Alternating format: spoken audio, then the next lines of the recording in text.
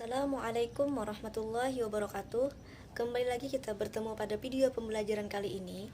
Hari ini kita sudah masuk pada bab 4, yakni tentang adab berpakaian, adab berhias, adab perjalanan, adab bertamu, dan adab menerima tamu.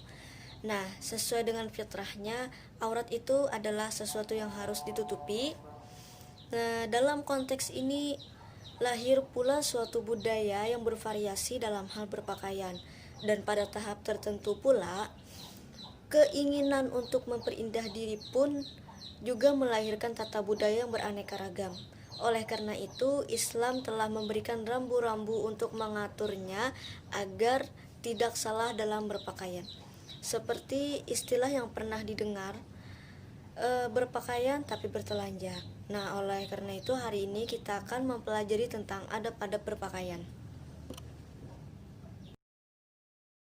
Kita masuk ke materi yang pertama, yakni tentang pengertian pakaian. Apa sih itu pakaian? Dalam Al-Quran paling tidak ada 3 istilah untuk pakaian, yakni yang pertama libas, yang kedua siyab atau saubu, dan yang ketiga adalah sarobil. 3 istilah tersebut memiliki makna yang sama, yakni pakaian. Perbedaannya adalah yang pertama, libas itu artinya penutup. Nah, penutup ini cocok dengan fungsi pakaian, yakni sebagai penutup. Dalam Al-Quran pula, maksud libas ini ditunjukkan untuk pakaian lahir dan batin. Nah, yang kedua siyab dan saubu, siyab atau saubu.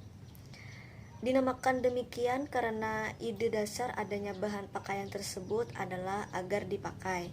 Terus lagi yang ketiga sarobil, yakni pakaian itu dalam artian apapun itu bahannya, bisa kain, bisa juga daun, apapun itu yang bisa digunakan untuk menutup aurat.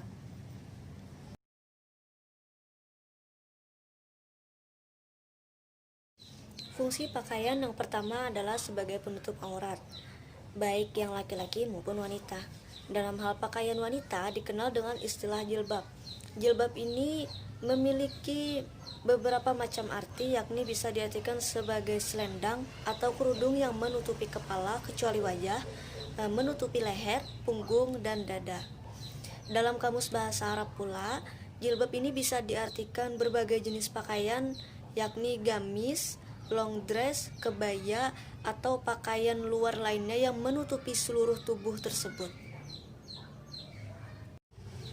Adapun kriteria pakaian atau busana muslim-muslimah, yakni tidak jarang atau transparan, tembus pandang ya, dan ketat. Terus lagi tidak menyerupai lawan jenis, seperti yang laki-laki menyerupai wanita atau yang wanita menyerupai pakaian laki-laki. Dan yang ketiga tidak menyerupai pakaian non-muslim. Dan yang keempat adalah tidak berlebihan, yakni pantas dan sederhana. Fungsi pakaian yang kedua adalah sebagai perhiasan. Nah, selain dari fungsi pakaian sebagai penutup aurat, pakaian juga berfungsi sebagai perhiasan untuk memperindah atau mempercantik si pemakainya. Yang terpenting adalah tidak melanggar batas-batas yang telah ditentukan oleh agama.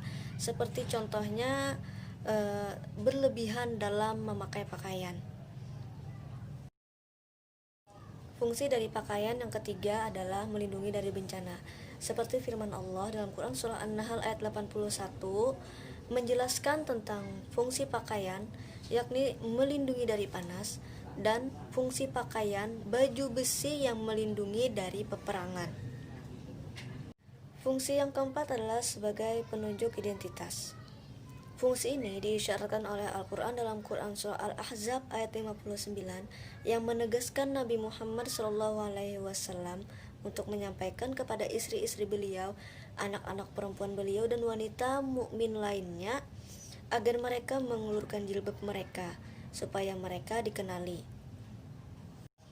Jadi dapat diketahui bahwa pakaian itu diklasifikasikan menjadi 2 bentuk, yakni yang pertama pakaian untuk menutupi aurat sebagai bentuk ketaatan terhadap Allah Subhanahu wa taala, dan yang kedua adalah sebagai suatu kreativitas di bidang fashion sehingga bernilai perhiasan.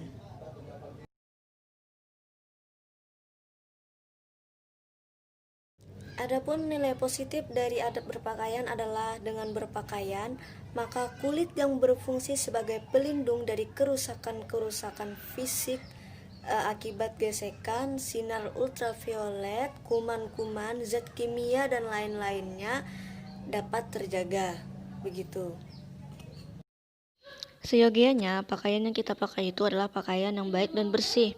Maksud dari baik dan bersih kan bukan berarti pakaian itu mewah.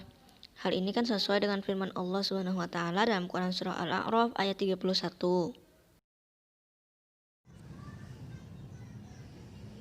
Bagaimana sih membiasakan adab berpakaian itu?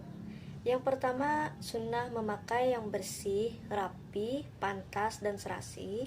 Yang kedua, berpakaian tidak hanya sekedar menutup aurat saja, tapi juga tidak ketat dan tidak transparan. Yang ketiga, tidak menyerupai pakaian lawan jenis. Yang keempat, membaca doa ketika memakai dan melepaskan pakaian. Yang kelima adalah tidak memakai pakaian yang bergambar makhluk hidup serta pakaian yang bergambar simbol non-muslim. Yang keenam adalah mendahulukan bagian kanan ketika memakai pakaian. Dan yang terakhir adalah sunnah memakai pakaian yang berwarna putih. Dalam video ini ada 2 buah permen. Yang pertama itu bungkusnya dibuka, yang kedua bungkusnya tetap di permennya tersebut. Lihatlah apa yang terjadi. Nah, ada gambar 2 orang perempuan juga. Ini perempuan yang menutup aurat. Nah, dan yang sebelahnya ini adalah gambar wanita yang membuka auratnya.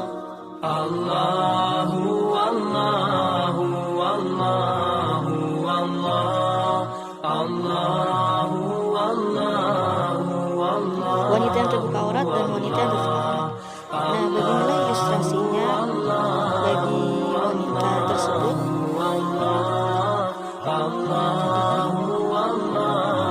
Wanita yang terbuka aurat ibarat permen yang dibuka bungkusnya, dan wanita yang tertutup aurat ibarat permen yang tetap terbungkus. Demikianlah video pembelajaran hari ini. Terima kasih telah menyaksikan. Semoga kalian dapat memahami pembelajaran kita pada hari ini. Salah khilaf mohon maaf. Wassalamualaikum warahmatullahi wabarakatuh.